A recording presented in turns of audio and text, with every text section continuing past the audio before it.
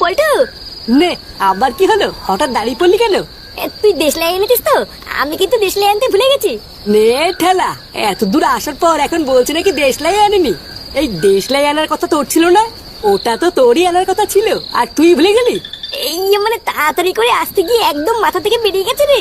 পল্টুদা, চাপ নিও না, আমার কাছে দেশলাই আছে। এত রাত্রেবেলা এখানে দাঁড়িয়ে কথা বলো না, এই জায়গাটা খুব একটা ভালো না। চলো আমরা আগে এখান থেকে তাড়াতাড়ি বেরোই। হ্যাঁ, ঠিকই বলেছিস, চল।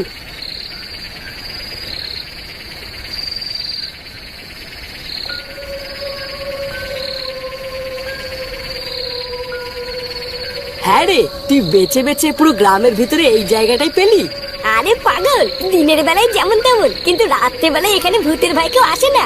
গ্রামের সবাই বলে এখানে নাকি রাত্রে বেলায় কারোর আসা ঠিক না। তা নিশ্চিন্তে পার্টি করার জন্য এর থেকে আর ভালো জায়গা পাবি?